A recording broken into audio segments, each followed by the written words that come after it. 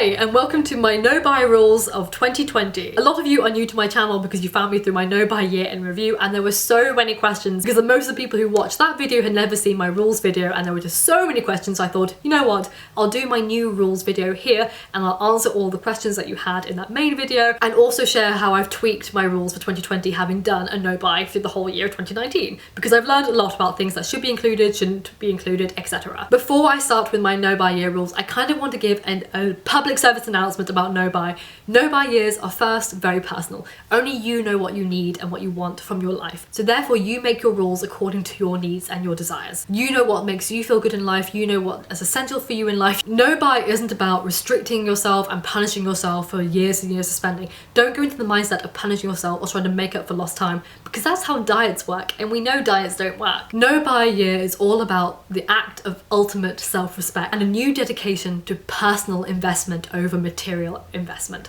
So the idea of no-buy year is doing what makes you feel like your best, investing in areas that make you feel good and make you feel on top of the world, and not investing in spaces where you don't want to invest, which don't make you feel good and which actually probably drain you or suck you from money, where you can actually invest in more sensible areas which make you feel better about yourself and grow as a person. The easiest way to confront a no-buy is to talk about the things that I can buy on my no-buy year. This hasn't changed much, but I'm going to give some elaboration because a lot of people had a lot of questions about particular areas. I'm going to tell you a weird TMI detail at the end of this list, so stay tuned. So the first things first, I want to live on my no-buy year, so I'm allowed to buy groceries and food. I can obviously buy replacements for things. I can buy myself some shampoo, I can buy myself some toothpaste, I can buy myself moisturizer, I can buy myself sunscreen when I run out of said item. I can't add to it, I can't buy 2 moisturizers, I can't see a new moisturizer that's been released and I'm like, ooh, I want to try it. No, I can't. I have to use up exactly what I have and only what I have and reduce my items to just those things. Whilst I have banned myself from going out to external events that are paid for, like the cinema or bowling and things like that, I am allowed to go out for 1 meal a month with my partner, and I'm also allowed to go out for lattes with friends, and they are not limited, although my social life is. I am allowed to buy vitamins and supplements because I'm a vegan and sometimes I need them. I can also buy cleaner for my apartment. I'm not going to let my apartment fester. I buy all-purpose cleaner, but again, only one, and I stick to that all-purpose cleaner until I run out of it. Another thing that people asked me was gifts. Yes, I can buy gifts for other people, I just can't buy things for myself. And as you know from my channel, probably if you're not new, I stick to sustainable items, so I get thrifted items, sustainable items, or things like that that are definitely needed. Have a whole video on gifting right there. And let's talk about the elephant in the room, shall we? Lots of people kept saying I hadn't done no-buy year, obviously, because I was wearing makeup and I had fake nails. In my no-buy year, in my rules, I said I was allowed to maintain my daily, regular regime. Lots of people get scared about the idea of a no-buy because they think they have to give up their comforts. They have to give up their regular regimes, like wearing makeup or doing their hair or whatever.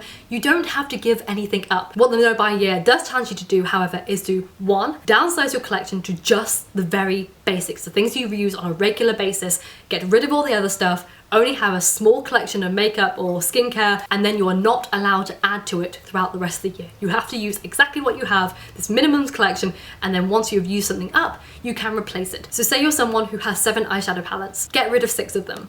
You can only use 1 for the rest of the year, and you can't buy any more eyeshadow palettes until you've finished the one that you have. So limit yourself down to, say, 3 lipsticks shades, and then no more. You can't buy more lipsticks than the 3 that you have, and even if you find a better red, you can't buy it. You have to wait until you use your red until you can buy the better red. A lot of people were going, hey, you wear fake nails. Yes, I do. Every 2 months I buy £15 fake nails, and this isn't an essential by most standards. I get that, and I did go 4 months throughout this year of not wearing my nails, and I hated it. And here's my TMI story as to why. And I'm only sharing this because whilst it's really gross and embarrassing, I also want to see if anyone else out there experiences this, because I don't want to be alone in the world with this problem. So here we go. Ever since I was little, I had really bad nails. Like, my nails would always break all the time. They wouldn't grow, they just break. Never bit my nails. I always wanted long nails. We did everything. We did the blood tests, everything. No one knows why. One of my doctors thinks it's potentially my Raynaud's, because I have Raynaud's in my hands, so I have bad circulation. So he thinks it may be something to do with that, but no one really knows. However, when I was anorexic,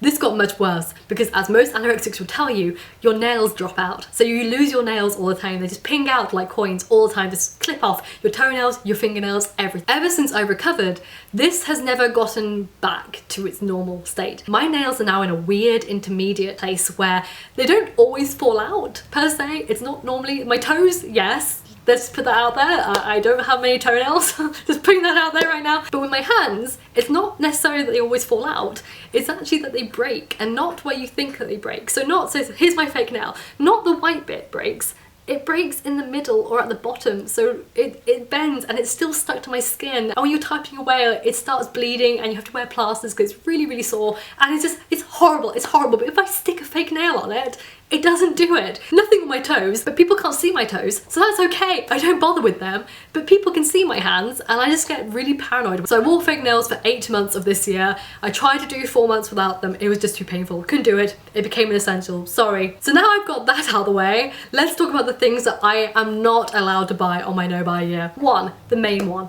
clothes and accessories to clothes, and that includes secondhand clothing. So I can't buy any clothes that are secondhand, can't buy any shoes, any bags, any scarves, any gloves, nothing secondhand. If anything, I need to do another declutter of my wardrobe and get through. I did a major declutter of 20 bin bags plus we're going to do another one maybe in the next year. The next one is I can't buy alcohol. I can't buy alcohol when I'm out, and I can't buy alcohol to come to my home. I'm from Scotland, I have enough whiskey in my house already, it's fine. I can't buy home decor or any trinkets for my home. I can't buy any apps or new gadgets, nothing that's come out, no new tech, no stationery. Again, I went a whole year without buying any stationery. I have enough pens, clearly. And this is my new addition for 2020 because I'm really pushing the boat out here. This is going to be hard, but we'll see. I'm not allowed to buy any foods which contain processed sugar or artificial sweetener. So obviously I've just done my 30 days of no sugar and I really, really liked it. And I think I will keep to that plan. Oh, and I completely forgot to mention, I'm not allowed to buy books again. But I have enough to keep me going. It's fine. Isn't it weird? That was the one thing I really thought I was going to struggle with this year, was not buying books.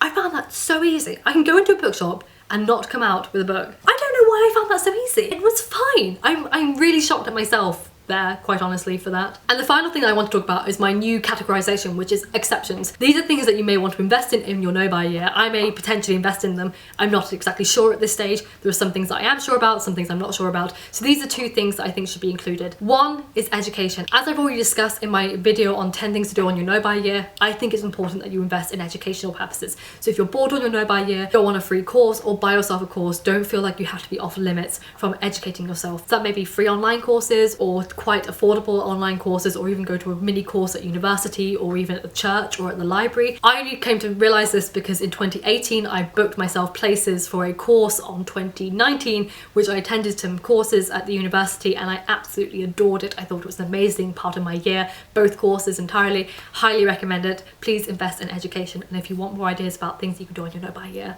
there's that video for that. The next thing to buy within reason are experiences and holidays. So a lot of people ask me if I went on holiday. I went on one weekend trip away to Oxford at the beginning of 2019, but I did no other holidays throughout. I think it'd be nicer to take a couple more holidays away. The only problem is both my partner and I are freelancers, so if we take time out, we lose money, so we don't really go on holiday much. We can probably go away for a weekend and that's it. But it'd be nice to do maybe 2 weekends next year, or maybe potentially 3 weekends away, who knows. If you are somebody who enjoys going on holidays and don't like the idea of giving up holidays, maybe limit yourself to 1 holiday of the year or 2 holidays, or maybe mini weekend holidays instead. Try and keep it to more affordable options for you rather than going full out hotels abroad and all that jazz. And again, when it comes to experiences, so somebody asked me in my video that I never actually addressed that I didn't do were experiences. I did a lot of free experiences last year, which was great to find, but I didn't do any paid experiences, and I kind of missed out on a lot of theatre that I would have loved to have seen, like Beauty and the Beast ballet.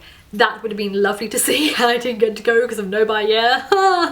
So I thought a new exception to the rule could be I'm allowed to go on 1 experience every quarter of the year. So every season I can go on an experience that I paid for, and that's it. So there's are my rules for 2020. If you have any rules of your own, please tell them down below. As I said, please don't try and punish yourself through this challenge. It's all about self-reflection, self-investment, not about punishment and restriction. So don't go into this challenge with a mindset if you are doing it. So I hope you enjoyed this video. Please, if you liked it, please give it a like. If you're new, please subscribe. It's so lovely to meet so many of you. You've all been so lovely in the comments. I'm so flattered to know so many of you now. I will see you soon for another video, and remember, books save lives, so keep reading.